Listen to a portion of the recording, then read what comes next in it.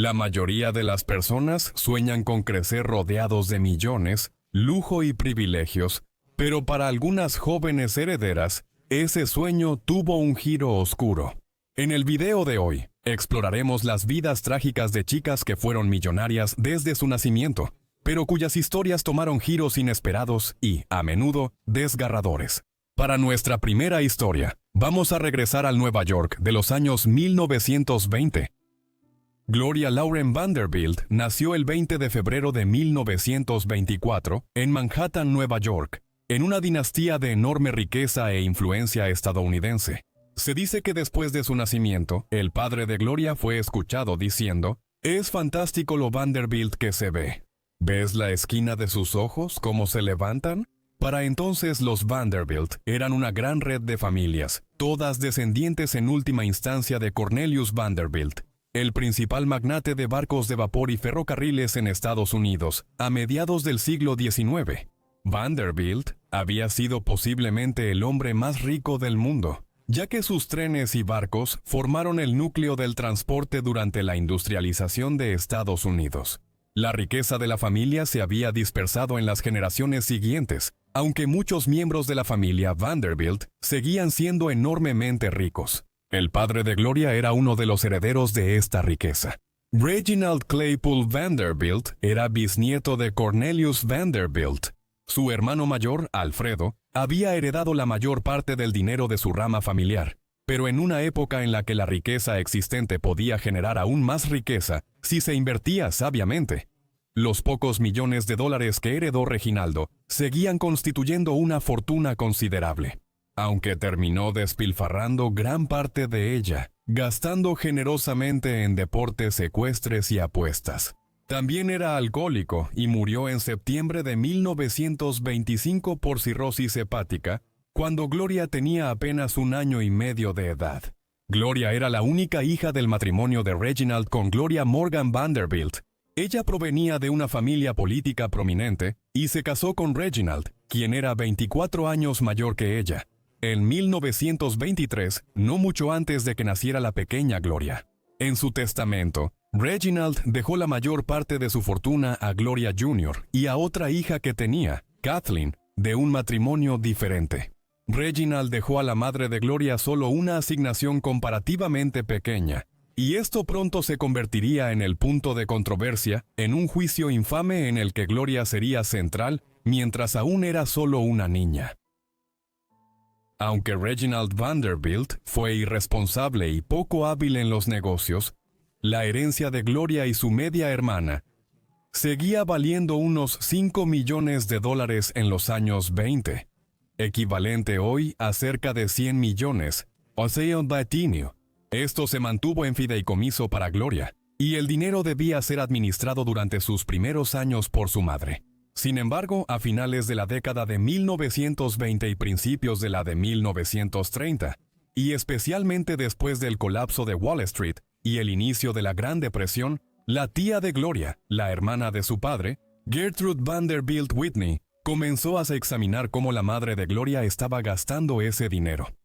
Esto se intensificó a principios de los años 30, cuando Gertrude empezó a dudar si la madre de Gloria era apta para criarla. Había un caso legítimo aquí.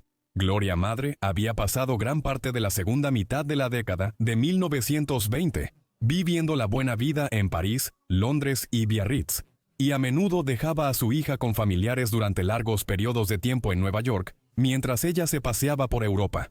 Fue en este contexto que Gertrude Vanderbilt presentó cargos legales contra la madre de Gloria en 1934 para obtener la custodia de Gloria. Lo que en ese momento se llamó el juicio del siglo, en realidad fue solo una batalla por la custodia, aunque también se centró en si la madre de Gloria había malgastado o no la herencia de su hija. El juicio fue escandaloso. Los periódicos cubrieron durante semanas las revelaciones sensacionalistas sobre la relación lésbica en la que estuvo involucrada la madre de Gloria. En una ocasión, una sirvienta que había trabajado para la madre de Gloria testificó durante 5 horas de una manera que retrató a Gloria Sr. como lo que una publicación de la época llamó, cito, una madre obsesionada con los cócteles y el baile. devota del erotismo sexual y amante de un príncipe alemán. No es de sorprender que la propia Gloria terminara siendo descrita por los medios como una pobre niña rica, la heredera de 10 años que había perdido a su padre y había sido prácticamente abandonada por su madre negligente. Mientras tanto, en un esfuerzo por controlar el circo mediático dentro y fuera del tribunal, el juez ordenó que se desalojara la sala de casi todos los asistentes para que Gloria, de 10 años, pudiera testificar. Cuando se dio el veredicto, fue negativo para la madre de Gloria. Se consideró que había sido una madre negligente, y la custodia de Gloria fue otorgada a Gertrudis, así como la responsabilidad de administrar su herencia, aunque se mantuvo una pensión para Gloria Sr. A su madre se le permitieron visitas los fines de semana e intentó apelar el resultado en 1936, pero no tuvo éxito, y la relación entre madre e hija nunca se recuperó por completo. En 1946, cuando tenía poco más de 20 años y había adquirido el control total de sus finanzas, Gloria dejó de pagar la pensión anual de $21,000 que recibía su madre, diciendo que su madre podía trabajar para ganarse la vida, y que a partir de entonces donaría esos $21,000 a diversas organizaciones benéficas cada año. Desde la década de 1940 hasta su muerte, la madre de Gloria vivió con su hermana, Thelma Furness, vizcondesa Furness, en la ciudad de Nueva York y Los Ángeles. Gloria madre murió de cáncer en 1965. Después del juicio, Gloria asistió a varias escuelas en Nueva York y la costa este de Estados Unidos. Inicialmente, esto fue en la prestigiosa escuela Greenvale en Long Island, seguida de una temporada en la escuela de señoritas de la señorita Porter en Farmington, Connecticut, una escuela preparatoria para mujeres a la que han asistido a lo largo de los años las hijas de las principales dinastías empresariales y políticas estadounidenses. Siendo una joven cada vez más atractiva, también trabajaba como modelo a finales de su adolescencia, aunque su incursión más significativa en el mundo de la moda llegaría solo décadas después. A los 17 años, cansada de la rigidez de la vida bajo la tutela de su tía, decidió independizarse y se fue a vivir a Hollywood, California. Durante estos últimos años de su adolescencia, intentó iniciar una carrera en las artes, asistiendo por un tiempo a la Art Student League en la ciudad de Nueva York, y luego trabajando tanto como artista visual como actriz. Esta última ocupación fue en parte lo que la motivó a mudarse al oeste, a Los Ángeles, a principios de la década de 1940. Este interés continuaría a lo largo de los años y, en las décadas de 1950 y 1960, apareció en numerosas producciones de Broadway, así como en varios programas de televisión conocidos de la época, como The Love Vault y The Time of Your Life. La llegada de Gloria a Hollywood pronto resultó en su primer matrimonio.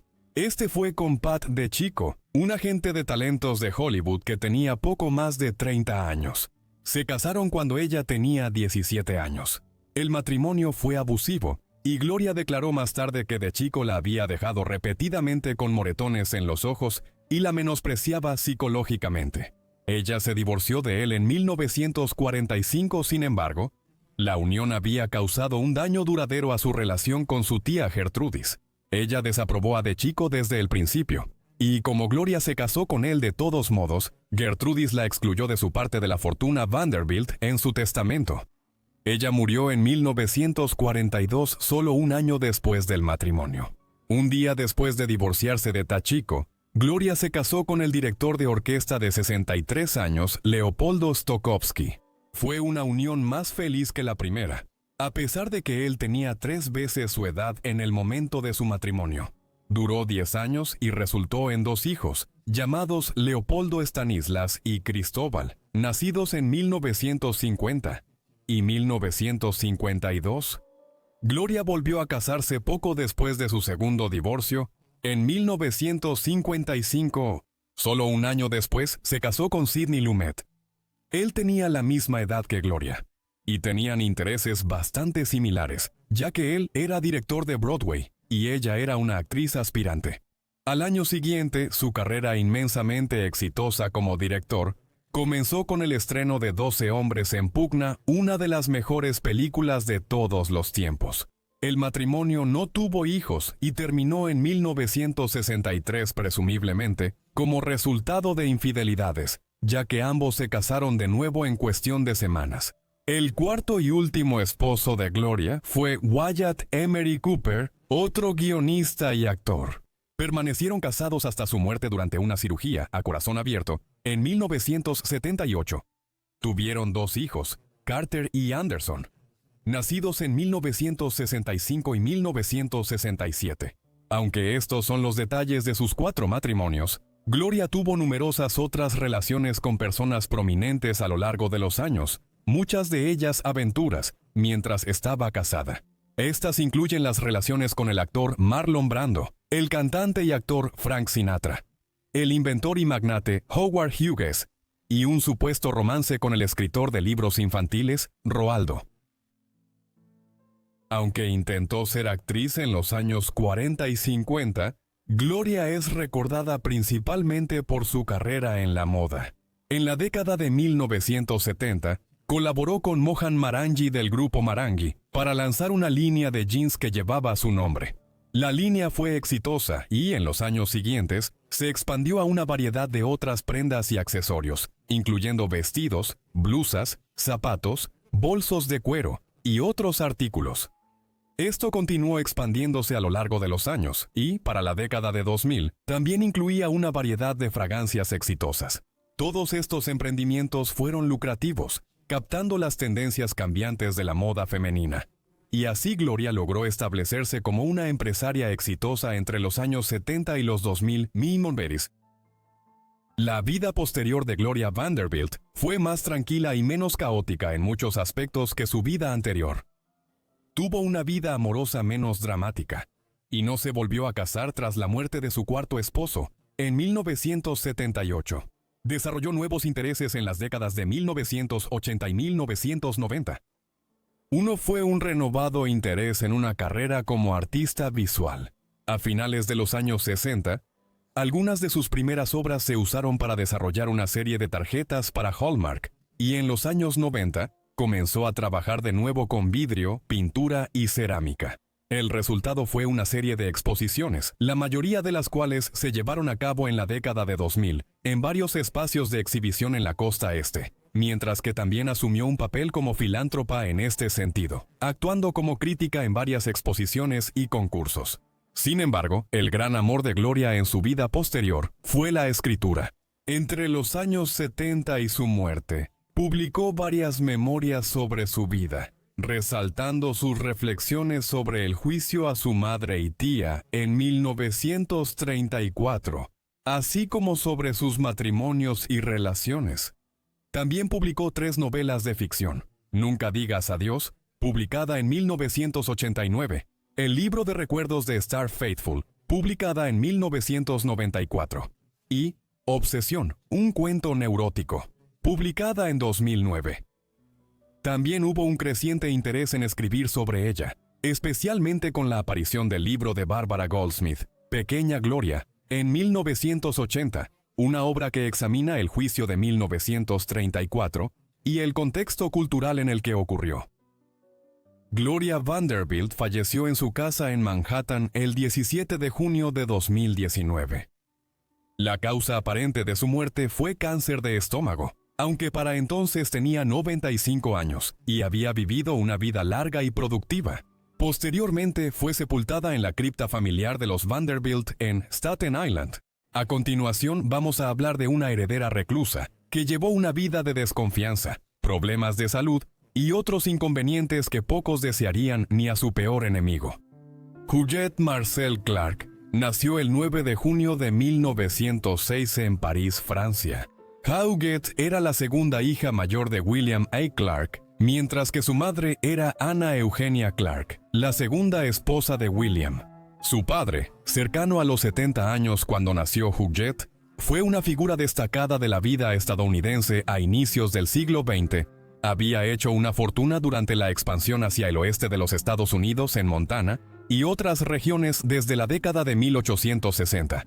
Y luego usó el dinero ganado para diversificarse en la construcción de ferrocarriles durante el auge ferroviario. Desde entonces participó en política y fue senador por Montana en los años 1890. Por lo tanto, Huguet nació en una de las familias más ricas y poderosas de la América de finales de la Era Dorada. Huguet pasó su infancia viviendo en París, ya que los Clark se relacionaban con parte de la alta sociedad europea. En 1911, ella y su familia asistieron a la coronación del rey Jorge V de Gran Bretaña. Sin embargo, pronto fue enviada de regreso a Estados Unidos para estudiar en la Spence School, una escuela privada para niñas en Manhattan, Nueva York, a principios de la década de 1910.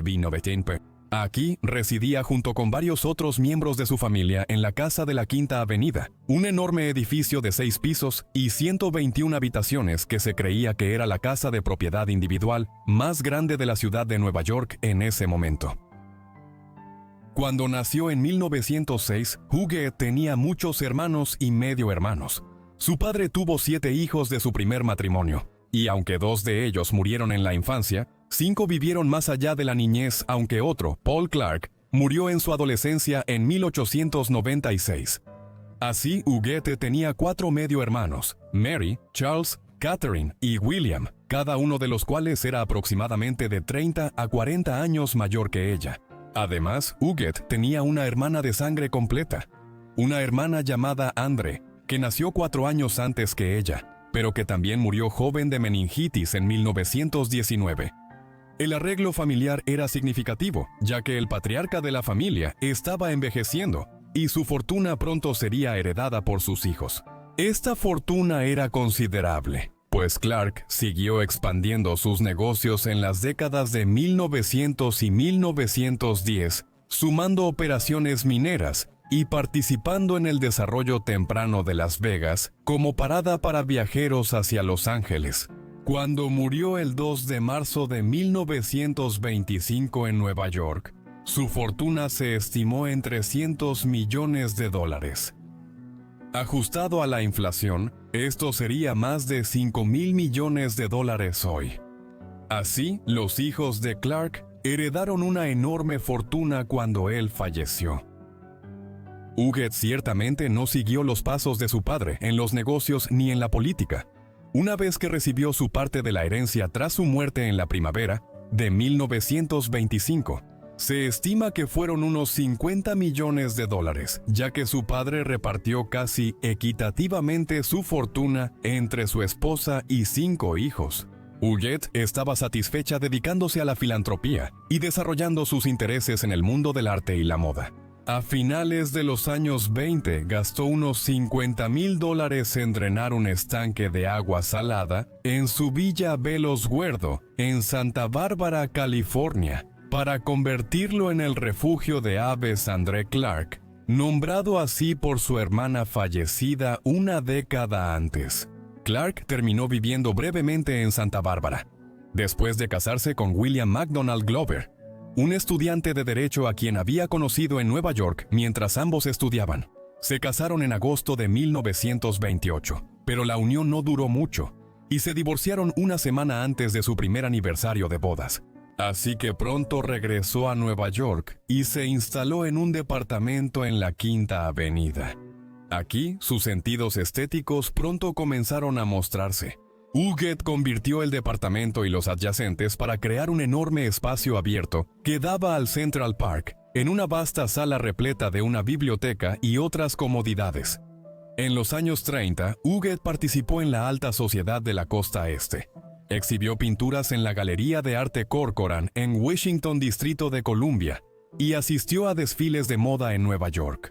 Sin embargo, su círculo de amigos cercanos era pequeño, y para quienes la conocieron durante esos años, parecía esquiva y taciturna. Con el paso de los años, Huguet se volvió cada vez más reservada. Ella continuó gastando dinero, pero a menudo en iniciativas que nunca visitaba o a las que donaba de manera anónima. Se construyó una mansión junto al refugio de aves en Santa Bárbara en los años 30, y Huguet seguía pagando miles de dólares mensuales para mantenerla, aunque casi no la visitaba. El aislamiento de Huguet aumentó tras la muerte de su madre en 1963, con quien vivió en Nueva York la mayor parte de su vida adulta. Así, durante gran parte de las décadas de 1960 y 1970, ella gradualmente se fue convirtiendo en una figura cada vez más distante dentro de Nueva York. Gran parte de esto se debía a una desconfianza creciente hacia los extraños. Huguette nunca se volvió a casar y no tuvo hijos, así que en sus últimos años comenzó a ver a todos como personas que potencialmente intentaban ganarse su favor para beneficiarse de su testamento. Puede que no estuviera completamente equivocada en esa preocupación, pero sus métodos eran extremadamente paranoicos. Por ejemplo, cada vez prefería más hablar en francés para ocultar lo que decía de quienes la rodeaban. A finales de los años 80, Huguette se había convertido en una figura casi mítica en Nueva York. Casi nunca se le veía ni se sabía de ella, y cuando eso ocurría, era de una manera tan limitada que mucha gente creía que en realidad estaba muerta. Una situación no inconcebible considerando que tenía 80 años en 1986. Sin embargo, Huguette seguía viva, aunque apenas estaba bien. A finales de los años 80, ella se había vuelto muy frágil y sufría de numerosos padecimientos, el peor de ellos siendo la presencia de lesiones cancerosas en su rostro que la habían dejado desfigurada. Huguette se había negado a buscar tratamiento para sus condiciones, una situación que la habría obligado a dejar su departamento por un periodo prolongado para ir al hospital. Pero para 1991 la situación era tal que no había otras opciones. Así que esa primavera fue ingresada al Doctors Hospital del Upper East Side en Manhattan. Ahí sus médicos dieron un informe preocupante sobre su condición.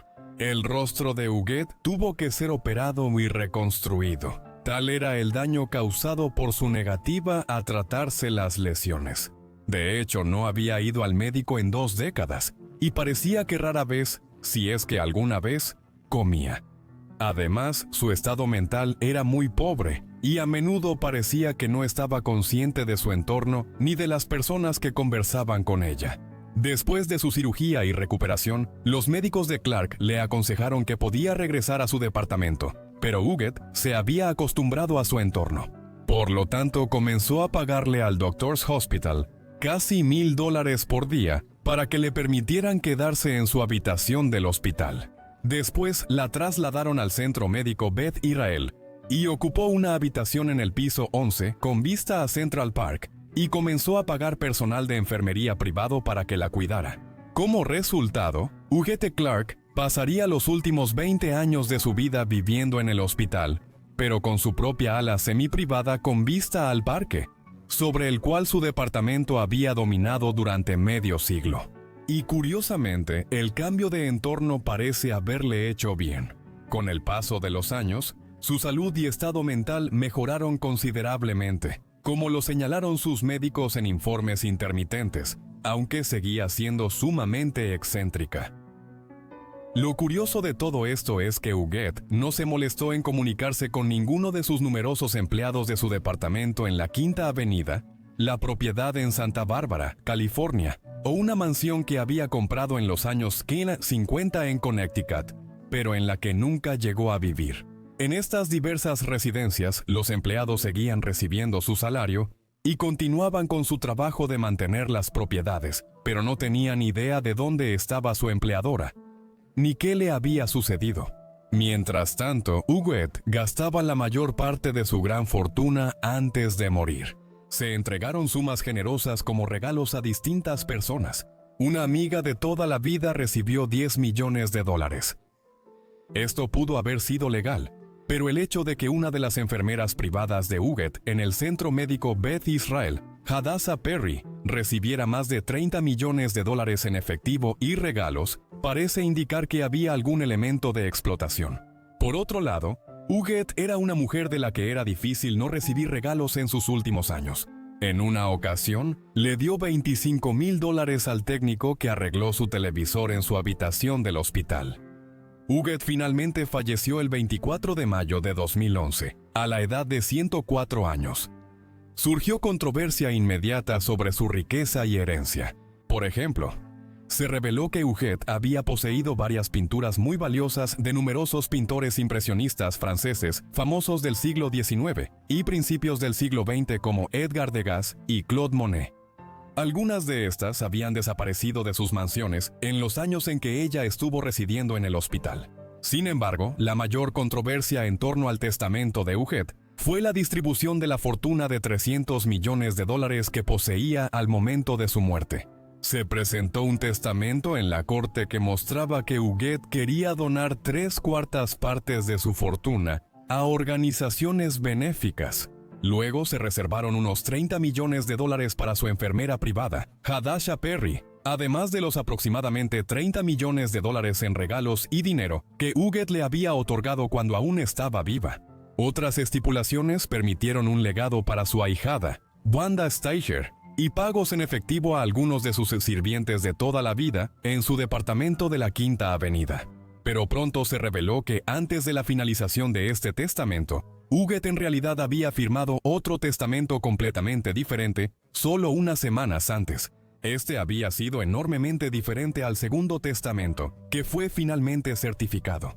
El primer testamento permitía que Uget legara la mayor parte de su fortuna a su familia extendida, para 2011 la mayoría de estos eran sobrinos nietos y sobrinas nietas, o incluso parientes más lejanos, algunos de los cuales Uget nunca había conocido, y muchos de los miembros mayores no los había visto desde la década de 1950.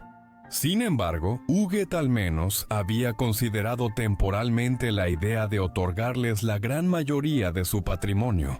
Al revelarse que hubo un testamento inicial modificado para desheredar a la familia extendida, los parientes de Uget acudieron a los tribunales. Sus argumentos eran obvios. Uget había sido una mujer extremadamente anciana y de estado psicológico cuestionable, y ellos creían que su enfermera privada y otros la habían coaccionado en sus últimas semanas para cambiar su testamento, convirtiéndose en los beneficiarios y desheredándolos a ellos. Es plausible que esto fuera cierto, aunque es igualmente plausible que Uget simplemente decidiera recompensar a aquellas personas con quienes había estado más cercana en sus últimos 20 años. Fuera cual fuera la verdad, el juez decidió que el argumento de la familia era sólido. Así, el primer testamento de Uget se implementó efectivamente, y la familia recibió más del 75% de toda la herencia. La enfermera privada de Uget, Hadasha Perry, se vio obligada a devolver los $30 millones que había recibido como parte del acuerdo testamentario, aunque con la condición de que no se impugnara la recepción de una suma similar en regalos y otras donaciones a lo largo de los años mientras Uget aún vivía. Así, la familia Clark terminó siendo la principal beneficiaria de su testamento, aunque nunca sabremos con certeza a quién había querido realmente la misteriosa Uget Clark que descendiera su fortuna. Ella misma fue sepultada en el mausoleo familiar en el Bronx, Nueva York, mientras que varias de las obras de arte que coleccionó durante su vida se encuentran hoy en importantes museos y galerías. Podrías pensar que ser una de las personas más ricas del mundo te garantizaría una gran vida, pero esta siguiente historia de abandono, relaciones fallidas y excesos demuestra que no siempre es así. Barbara Woolworth Hutton nació en Nueva York el 14 de noviembre de 1912. Su padre, Franklin Laws Hutton, fue un rico cofundador de Edward Francis Hutton & Company, empresa de banca de inversión y servicios financieros en Nueva York. Sin embargo, aunque su padre tuvo éxito por mérito propio, la futura riqueza de Barbara le llegaría a través de su madre, Edna Woolworth. Edna Woolworth era una de los 3 hijos del empresario estadounidense Frank Winfield Woolworth. A finales del siglo XIX, Frank Woolworth había hecho una enorme cantidad de dinero tras ser pionero en el concepto de tiendas de 5 y 10 centavos establecimientos minoristas, en los que generalmente todo costaba 5 o 10 centavos, el precursor de las tiendas de dólar o libra modernas. La idea de Woolworth fue enormemente exitosa, y solo unos meses después de que naciera Barbara, inauguró el edificio Woolworth en Nueva York, la sede de la compañía que costó $13.5 millones construir, y que fue el edificio más alto del mundo hasta 1930. A pesar de la riqueza de su familia, la infancia de Barbara fue muy problemática. Su padre era un mujeriego empedernido que tenía una serie de aventuras extramatrimoniales, y no era precisamente discreto con ellas. Además, también era un padre negligente y un bebedor empedernido. Por eso, cuando la madre de Bárbara falleció de forma repentina, el 2 de mayo de 1917, a los 33 años, muchos sospecharon que se había suicidado. El informe del forense declaró oficialmente que había muerto por asfixia provocada por mastoiditis, una infección grave del sistema de oído, nariz y garganta. Pero el hecho de que nunca se realizara una autopsia llevó a muchos a dudar de la veracidad de esto. La muerte de su madre fue especialmente cruel para Bárbara, ya que fue ella quien encontró el cuerpo sin vida de su madre. Solo tenía 5 años, pero ese recuerdo seguramente permaneció con ella.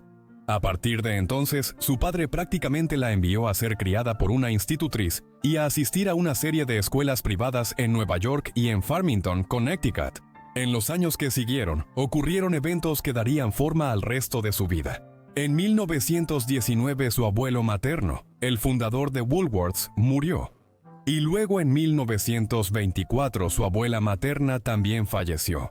Como hija única de Edna Woolworth, Bárbara ahora heredó la tercera parte de la herencia de Woolworth que le habría correspondido a su madre. Esto ascendía a casi $30 millones en ese entonces, una suma equivalente a más de $500 millones en la actualidad. Bárbara no accedió a este dinero de inmediato por su juventud, y su padre lo invirtió tan bien que cuando ella lo controló a principios de los años 30, ya valía más de $50 millones suma, que hoy supera los 1.000 millones. Para cuando Bárbara adquirió esta vasta fortuna, ya se había ganado una reputación dentro de la alta sociedad estadounidense, y no precisamente una buena. A finales de 1929, la bolsa de Wall Street tuvo grandes pérdidas tras el auge económico de los años 20. En los meses que siguieron, la economía estadounidense y mundial cayó en la Gran Depresión, ya que muchos perdieron sus ahorros y millones de estadounidenses quedaron sin trabajo. Por eso se consideró socialmente tóxico cuando la familia de Bárbara organizó un ostentoso baile de debutante para ella en Nueva York con motivo de su cumpleaños número 18 en noviembre de 1930, el cual incluyó la actuación del cantante Rudy Vallee, uno de los principales artistas de la época, y $60,000, una suma equivalente a más de $1 millón en la actualidad. Esto fue increíblemente inapropiado, dado que los financieros como los Hutton eran vistos en gran medida como responsables de muchos de los problemas económicos del país, y Bárbara fue duramente atacada en la prensa como resultado. La llamaban la pobre niña rica, en referencia a su gran fortuna, y también a los problemas en su entorno familiar. Fue un apodo que también caracterizaría gran parte de su vida adulta. La vida de Bárbara Hutton es quizás más recordada por sus numerosos matrimonios, 7 en total. El primero de estos ocurrió cuando tenía solo 20 años y fue con Alexev Midovani. Era descendiente de una familia georgiana que huyó del Cáucaso a inicios de los años 20, alegando persecución por las autoridades soviéticas. La familia era ambiciosa socialmente, y cuando conoció a Bárbara, Alexis ya estaba casado con Louise Van Allen, miembro de la adinerada familia Astor.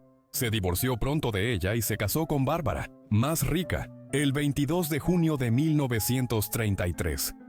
Como se podría esperar de alguien así, él inmediatamente comenzó a gastar grandes cantidades del dinero de Bárbara, además de la dote de $1 millón que se le había dado a la familia Midavani como parte de la unión. Cuando Bárbara entendió lo que ocurría y se divorció de él, en el verano de 1935, ya había perdido mucho dinero. El segundo matrimonio de Bárbara fue aún menos exitoso. Este fue con Kurt Horvitz Reventlow, un noble danés menor. Se casaron solo unas semanas después de su separación de Alexis, pero el matrimonio pronto se deterioró. Él era abusivo tanto física como emocionalmente. Una situación que llevó a Bárbara a empezar a beber en exceso y a consumir drogas, hábitos que nunca dejaría. También desarrolló anorexia durante sus 3 años de matrimonio. Su relación con Kurt se complicó por tener un hijo, un niño llamado Lance, que nació en 1937 y que sería el único hijo de Bárbara. Se ha especulado que la anorexia de Bárbara fue calculada para asegurarse de no poder tener otro hijo, y de hecho, resultó en su incapacidad para quedar embarazada. Sin embargo, no hay duda de que sentía cierto afecto por su hijo Lance. Ella disputó con éxito la custodia de Lance con Kurt cuando se divorciaron en 1938, y aunque lo envió a ser criado por una institutriz y en internados privados, esto simplemente reflejaba su propia crianza, y no era nada inusual para la alta sociedad estadounidense de los años 30. Aunque su matrimonio con Kurt había sido una experiencia terrible, Bárbara entró en una etapa un poco más feliz en su vida en los años que siguieron. Al estallar la Segunda Guerra Mundial en 1939, Bárbara se volvió activa recaudando fondos en Estados Unidos, país que simpatizaba con Gran Bretaña, Francia y las víctimas de la agresión nazi en Europa, pero no quería entrar en la guerra al inicio. Hutton financió y promovió campañas para apoyar a la Francia libre tras la conquista de Francia en el verano de 1940. Para entonces, Bárbara vivía en California y usaba su perfil para vender bonos de guerra tras la entrada de Estados Unidos al conflicto por el ataque a Pearl Harbor en diciembre de 1941. Fue mientras estaba aquí que su relación con el actor Cary Grant se intensificó. Bárbara había conocido a la estrella de La Adorable Revoltosa, su novia, y Historias de Filadelfia, algunos años antes a través de su conocido en común, el millonario y filántropo Howard Hughes. Se casaron en julio de 1942 y los medios los apodaron burlonamente Cash y Carrie. La unión fue muy feliz para ella, pero terminó y se divorciaron en 1945. Sin embargo, Grant nunca intentó quedarse con el dinero de Bárbara, y ambos afirmaron que siguieron siendo amigos cercanos mucho después de su divorcio. Después de que terminó su matrimonio con Grant y con el fin de la Segunda Guerra Mundial, Hutter se mudó a Europa durante varios años. Allí se casó en 1947 con el príncipe Igor Trubetskoy, aristócrata francés y atleta de origen ruso. Usó el dinero de Bárbara para convertirse en uno de los principales pilotos de Europa, cuando el automovilismo profesional vivía su primera época dorada a finales de los años 40. La unión, como todas las de Bárbara, terminó después de unos pocos años cuando se divorciaron en 1951. Ella no reaccionó bien a esto, y el colapso de su cuarto matrimonio, combinado con su creciente abuso de drogas y alcohol y la anorexia, llevó a Bárbara a intentar quitarse la vida. Lo peor fue que la noticia se filtró a los medios a principios de los años 50, y Bárbara Harton volvió a ser llamada la pobre niña rica en Estados Unidos y Europa, más de 20 años después de recibir ese apodo. En diciembre de 1953, Bárbara inició su quinto y más corto matrimonio. Esto fue con Porfirio Rubidosa, un diplomático y playboy de la República Dominicana. Quizás fue la relación más inusual de Bárbara. Porfiria anteriormente había estado casado con Doris Duke, una heredera estadounidense de la fortuna de la familia Duke Tobacco. Doris y Bárbara, nacidas con pocos días de diferencia en 1912, eran dos de las mujeres más ricas del mundo, y mantuvieron una curiosa rivalidad por años. Ella se casó con Rubirosa en 1947, pero el matrimonio terminó pronto, y él recibió un gran acuerdo financiero en el divorcio. Ahora, Bárbara parecía estar echando sal a la herida al casarse con el exesposo de su rival. La idea de que fue un matrimonio falso sin duda se sugeriría por cuánto duró, o no duró, según sea el caso. Hartsen y Rubirosa se divorciaron después de solo 53 días. Una vez más, se fue con un gran acuerdo económico. De manera extraña, Rubirosa obtuvo un avión bombardero B-25, convertido en su acuerdo de divorcio tanto con Duke como con Hatton. Bárbara tuvo 2 matrimonios más. Su sexto matrimonio fue con el barón Gottfried Alexander von Kram, un tenista profesional alemán a quien conocía desde hacía algunos años, y que había ganado el Abierto de Francia 2 veces en la década de 1930. Se casaron en 1955 y se divorciaron en 1959.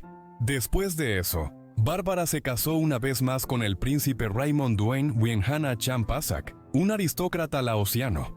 Su matrimonio duró poco más de un año a mediados de los años 60. El séptimo matrimonio de Bárbara fue el último. Para cuando terminó a mediados de los años 60, su vida empezaba a tomar un aspecto trágico. El abuso de alcohol, drogas y la anorexia le causaron graves problemas de salud a los 50 años, mientras que sus gastos excesivos y divorcios hicieron que gran parte de su fortuna se perdiera, robara o derrochara con los años. Gran parte de esto también se debía a su propia gran generosidad.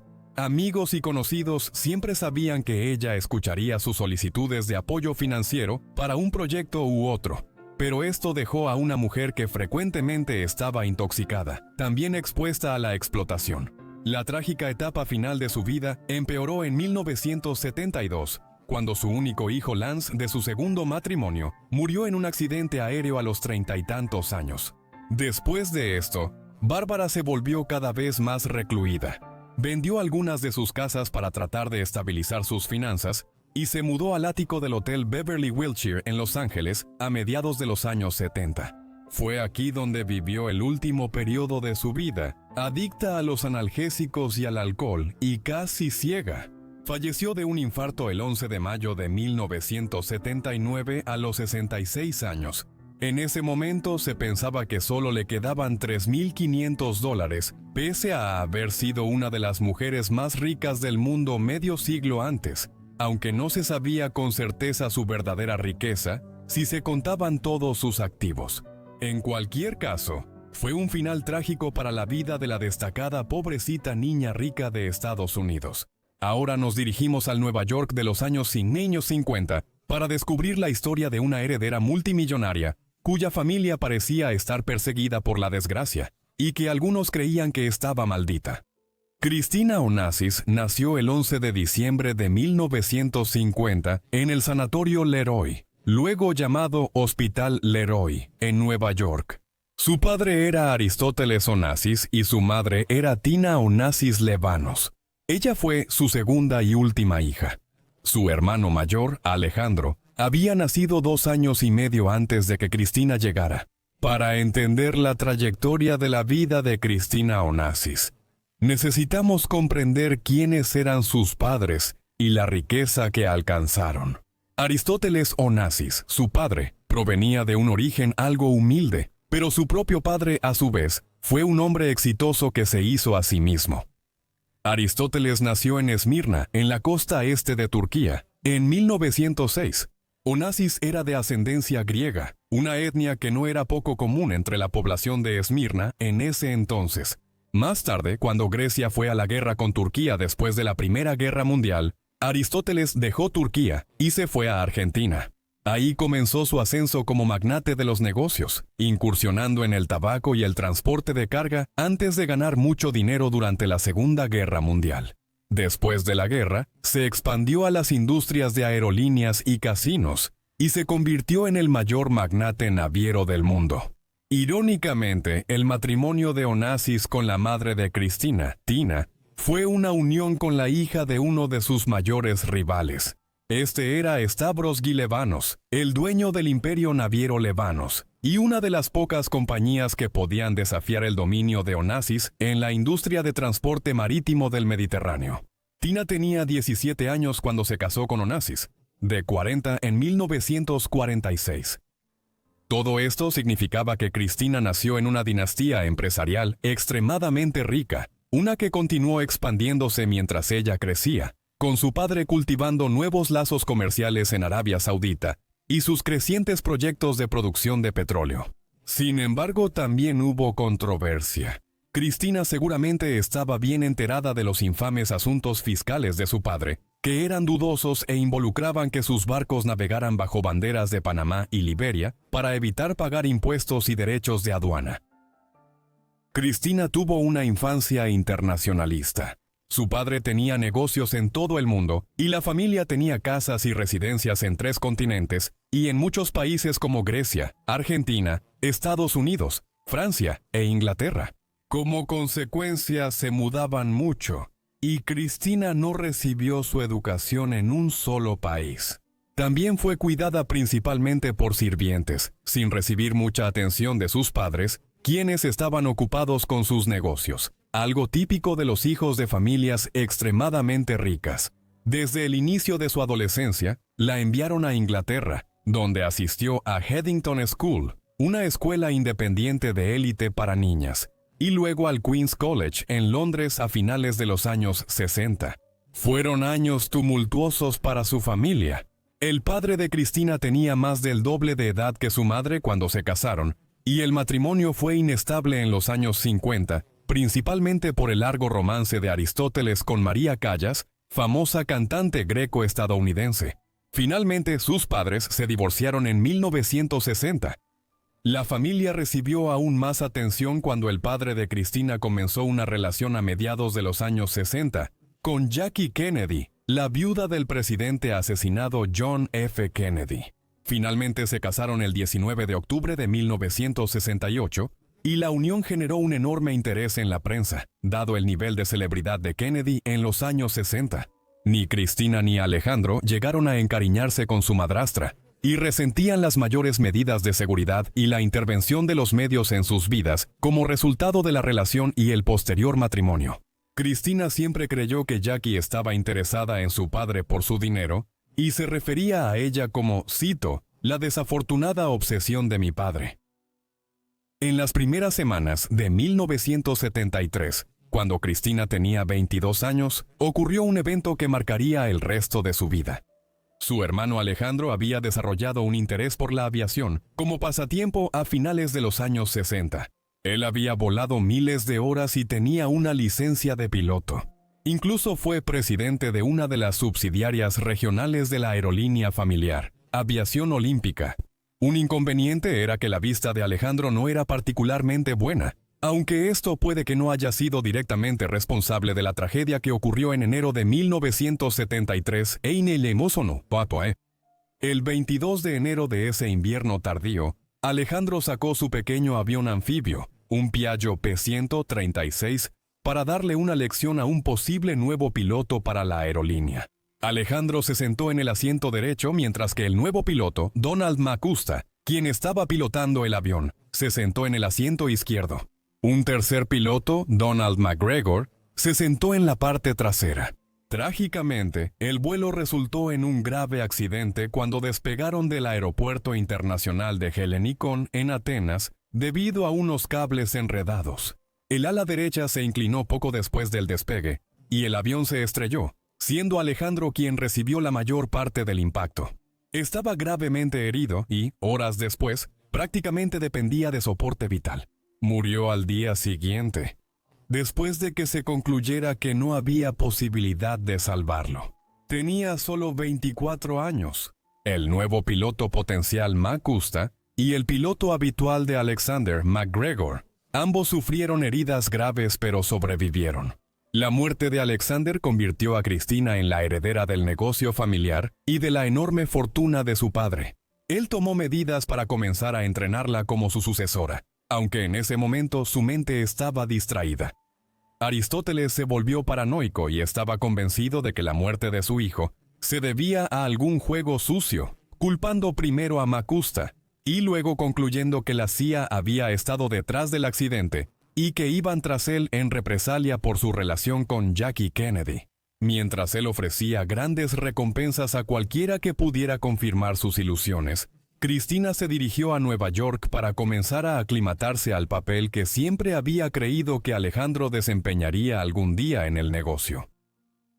Los siguientes 2 años estuvieron marcados por tragedias simultáneas.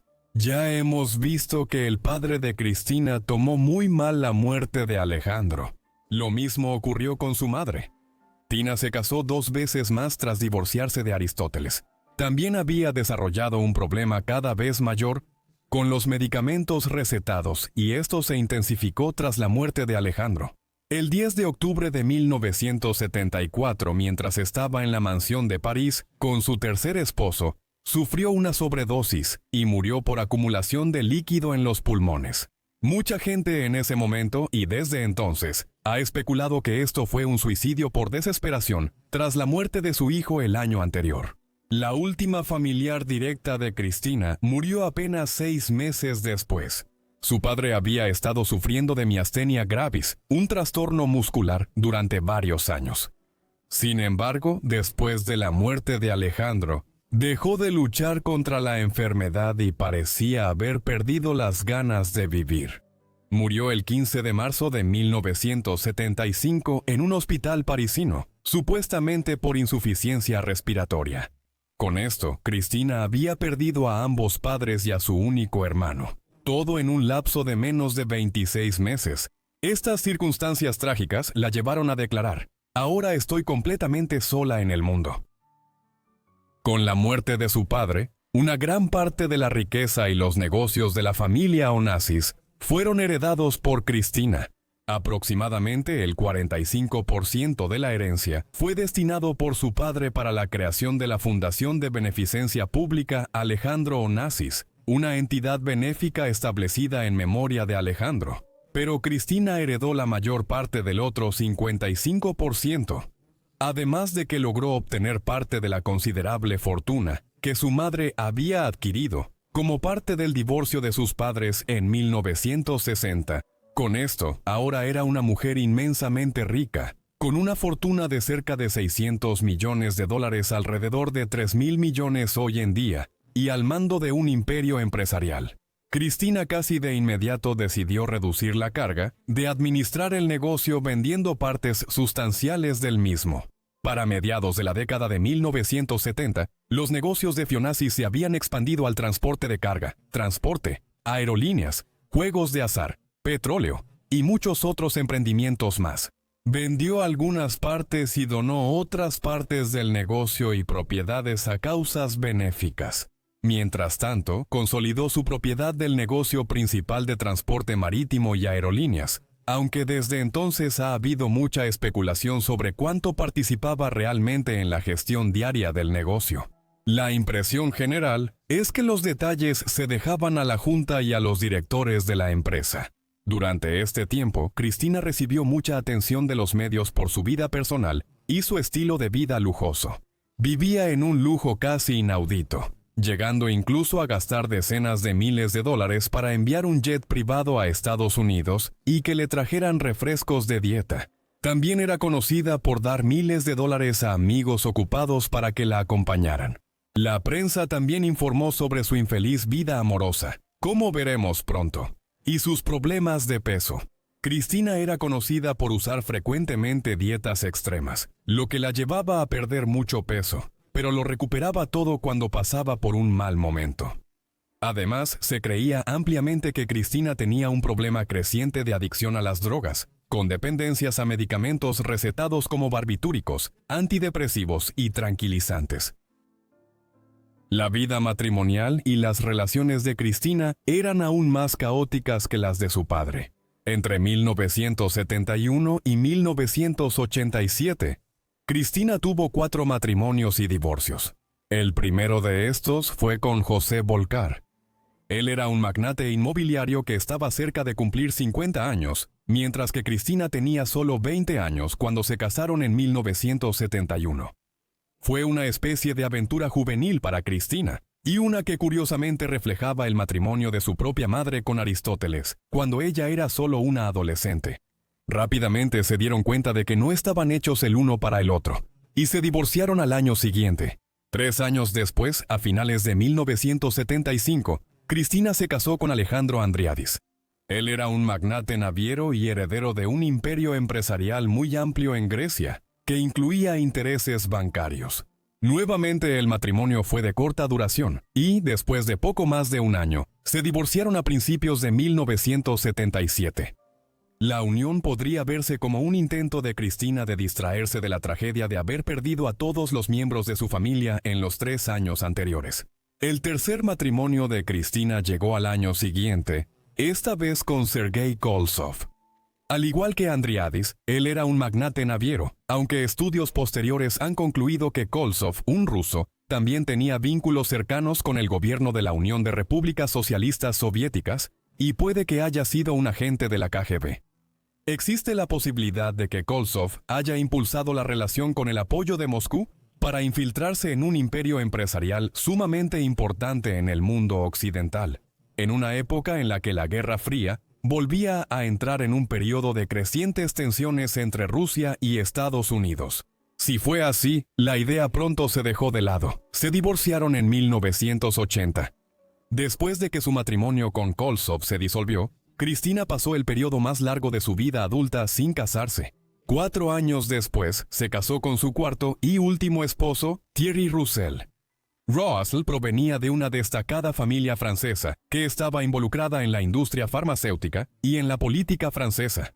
De manera poco común entre los esposos de Cristina, él era 3 años menor que ella. Este último matrimonio de Cristina resultó en su única hija, una niña llamada Athena, en honor a la madre de Cristina, nacida en 1985.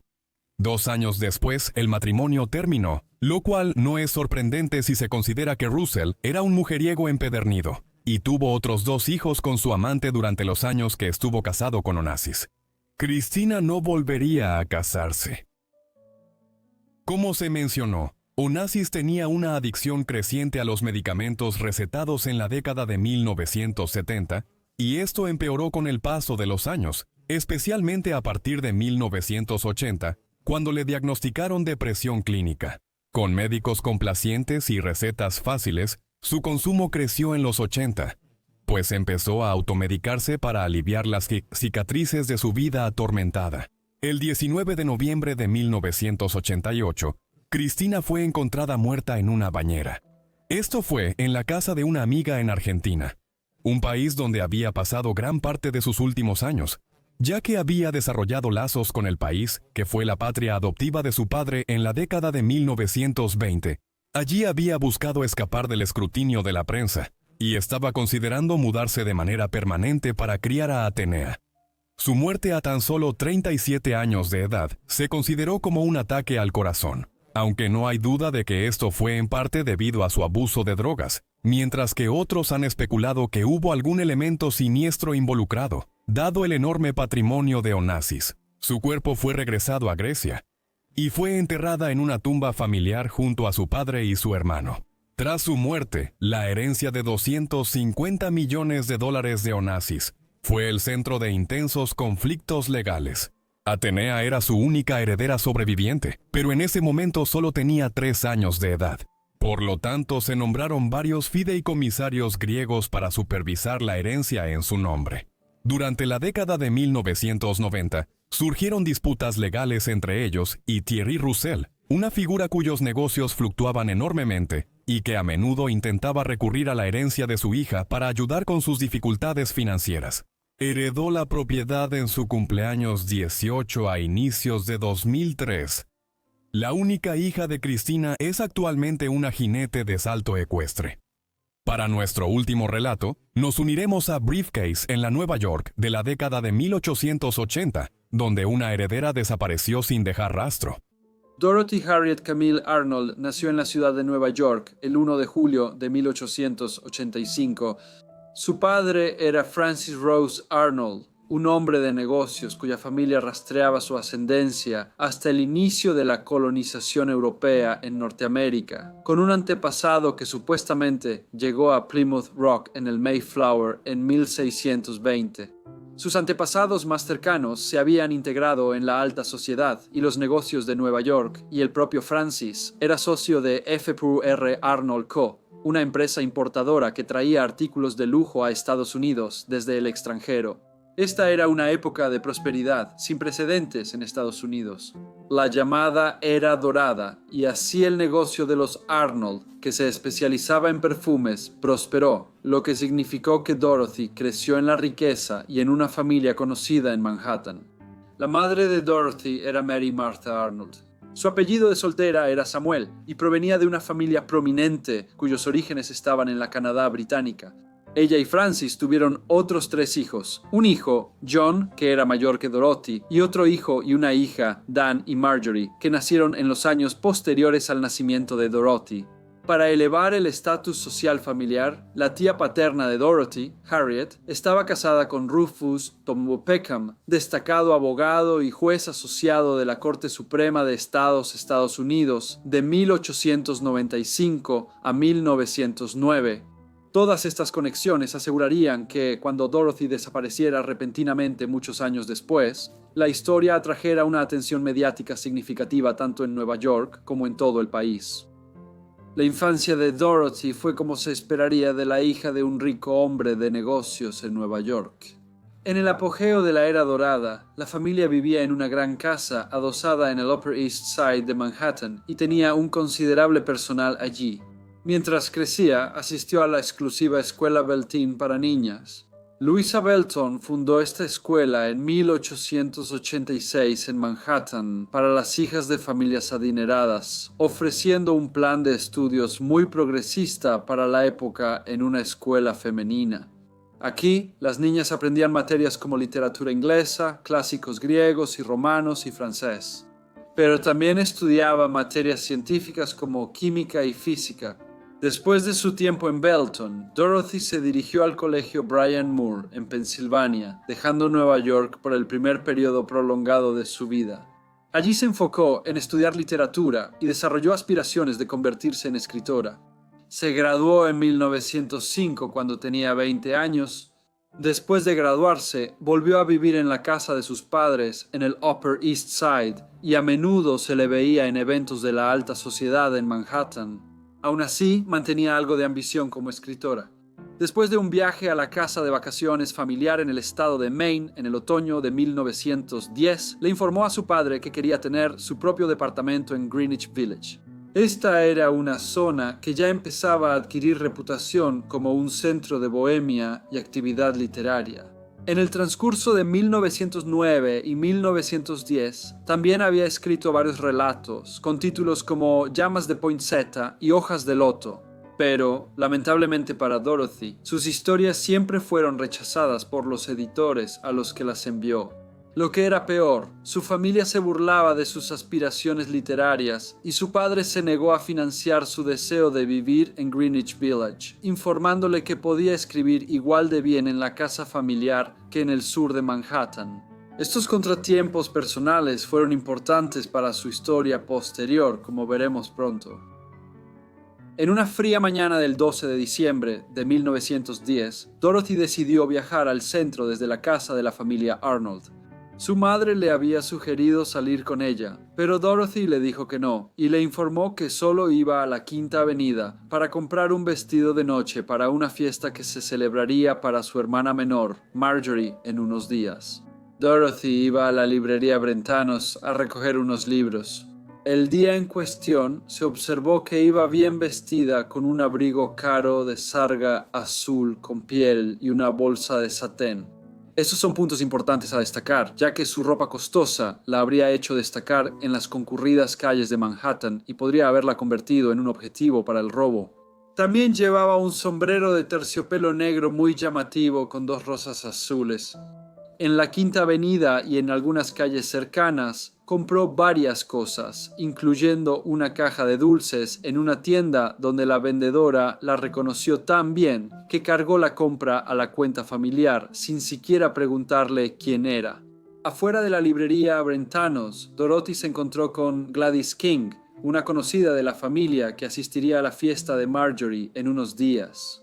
Le entregó a Dorothy las notas de aceptación que tenía intención de enviar por correo para decir que asistiría a la fiesta y comentó que así se ahorraría el gasto de envío. Esto fue alrededor de las 2 de la tarde. Dorothy le mencionó a Gladys que estaba a punto de regresar a su casa en el Upper East Side y que probablemente lo haría caminando por Central Park. Con eso se despidieron y cada una tomó su camino. Gladys King sería la última persona en hablar con Dorothy Arnold que sepamos. Después de despedirse de Gladys, nadie que la conociera volvió a ver a Dorothy. No se presentó a la cena en la casa de su familia y sus padres y hermanos se preocuparon de inmediato. No era propio de Dorothy faltar a la cena y, si se retrasaba o había decidido ir a algún lugar, siempre avisaba con anticipación para excusar su ausencia. La familia Arnold no contactó de inmediato a las autoridades. Esto era comprensible. Pocas personas llaman a la policía de inmediato cuando alguien desaparece solo por unas horas. Y aún así, claramente estaban preocupados. Esa noche se hicieron llamadas discretamente a algunos amigos de Dorothy para preguntar si la habían visto o si posiblemente estaba visitándolos ese día. Todos respondieron que no la habían visto. Los Arnold estaban ansiosos en ese momento por no dejar que se supiera que su hija aparentemente se había escapado. Esto creó una situación que llevó a problemas en las semanas siguientes. La noche de su desaparición, una de las amigas de Dorothy a la que la familia había llamado más temprano esa tarde, llamada Elsie Henry, llamó a la casa de los Arnold alrededor de la medianoche para ver si Dorothy había regresado. En respuesta, la madre de Dorothy, una mujer de carácter nervioso incluso en el mejor de los casos, respondió que Dorothy había regresado a casa, pero que no podía hablar con Elsie porque se había ido inmediatamente a la cama con dolor de cabeza. Este incidente llevó a sospechas en las semanas siguientes de que los Arnold sabían más sobre la desaparición de Dorothy de lo que estaban admitiendo, aunque no parece que ese fuera el caso. Empeoró en los días siguientes. Temiendo un frenesí mediático debido a su prominencia en la sociedad neoyorquina, los Arnold decidieron no reportar la desaparición de Dorothy. En cambio, hicieron averiguaciones discretas para saber dónde podría estar y contrataron a John Keith, amigo y abogado de la familia, para investigar por ellos. Parece que en esta etapa temprana, la familia creía que Dorothy se había fugado en represalia por la falta de apoyo a sus aspiraciones literarias. Solo después de que agentes de la agencia de detectives Pinkerton no hallaron pistas sobre Dorothy, ellos y Keith convencieron a sus padres, a mediados de enero y semanas tras su desaparición, de acudir a la policía y presentar un informe formal de persona desaparecida. Se llevó a cabo una conferencia de prensa en la oficina de Frances Arnold en Manhattan el 25 de enero de 1911 para anunciar la desaparición de su hija, más de 6 semanas después de que ella desapareciera.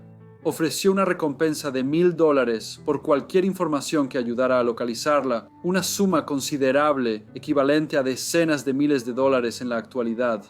Siguió la esperada locura mediática.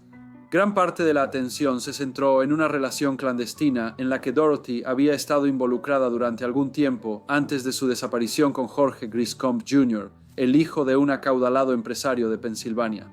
Jorge Griscomb y Dorothy se conocieron mientras ella estudiaba en Bryn Mawr y desde entonces habían mantenido un contacto frecuente.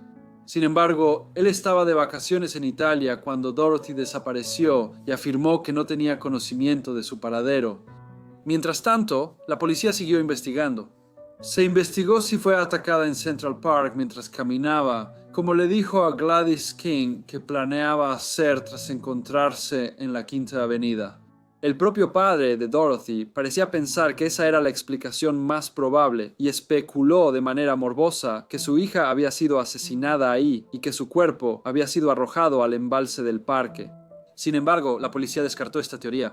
Notaron que el nivel de agua del embalse a mediados de diciembre de 1910, cuando Dorothy desapareció, era demasiado bajo para ocultar su cuerpo. Si ella hubiera muerto de esa manera, el misterio se profundizó cuando a principios de febrero los Arnold recibieron una postal que simplemente decía «Estoy a salvo» y que estaba firmada por Dorothy. La letra se parecía a la de su hija, pero una muestra de su escritura había aparecido en los periódicos de Nueva York como parte de la investigación a finales de enero, y pronto se concluyó que la postal era solo una broma cruel, perpetrada por alguien que imitaba la letra de Dorothy. Después de descartar esto, la policía anunció hacia finales de febrero que la investigación se estaba reduciendo. Dorothy llevaba 75 días desaparecida cuando hicieron el anuncio y, sin evidencia alguna sobre lo que pudo pasarle, solo podían concluir que casi seguramente estaba muerta. Hubo numerosos supuestos avistamientos e informes de contacto con Dorothy en los años que siguieron. A menudo, estos se basan en afirmaciones especulativas de que una mujer que se parecía a Dorothy había sido vista en Nueva York o en algún otro lugar de la costa este, pero nunca surgió nada concreto de estos supuestos avistamientos, aunque continuaron apareciendo. Incluso hasta 1935, un cuarto de siglo después de que Dorothy desapareciera, la policía recibió una pista sobre un avistamiento de ella en la Quinta Avenida, el último lugar donde se le había visto el 12 de diciembre de 1910. Esto en sí mismo indica la manera en que la gente deja volar su imaginación. Sobre los avistamientos de Dorothy Arnold, para entonces tendría 50 años y seguramente lucía muy diferente a la joven de 25 que desapareció en 1910. Mientras tanto, los padres de Dorothy la buscaron y antes de morir en 1922, su padre gastó más de $250,000 intentando hallarla o saber qué ocurrió. Hoy en día existen 3 teorías principales sobre la desaparición de Dorothy. Una de ellas es muy especulativa. Esta teoría sostiene que Dorothy estaba embarazada en ese momento, probablemente del hijo de Jorge Griscom, y que esa noche se sometió a una interrupción improvisada del embarazo, la cual salió mal y durante la cual murió. Esto pareció corroborarse en 1916, cuando un delincuente convicto en Rhode Island, llamado Eduardo Glenaris, hizo afirmaciones sensacionales sobre cómo había participado en deshacerse del cuerpo de la joven en diciembre de 1910, pero la información que proporcionó sobre el lugar donde fue enterrada no se confirmó tras una investigación adicional y más tarde se retractó de su declaración. Además, es muy poco probable que Dorothy simplemente hubiera planeado detenerse en algún lugar de Manhattan de camino a casa desde la Quinta Avenida para hacerse rápidamente un aborto clandestino antes de continuar con su día. Los otros 2 escenarios son más posibles. O bien Dorothy fue atacada en Central Park, asesinada y su cuerpo desechado de tal manera que no dejó rastro, o bien, decepcionada por sus circunstancias personales y sus ambiciones literarias estancadas, se quitó la vida.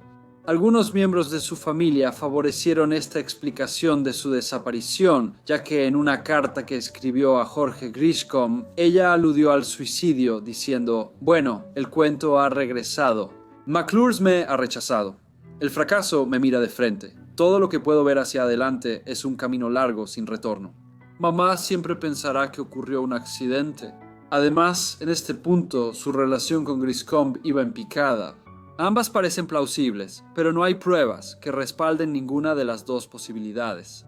Parece que nunca sabremos con certeza qué le sucedió a la socialité estadounidense que desapareció sin dejar rastro. Gracias a todos por ver este video sobre estas millonarias trágicas o niñas ricas. Espero que les haya parecido interesante. Comenten abajo qué opinan de sus vidas. Si quieren más videos así, díganmelo en los comentarios. Espero que ya estén suscritos y tengan activadas las notificaciones para recibir mis videos al subirlos. De todos modos, eso es todo de mi parte, así que los veré a todos en el próximo video.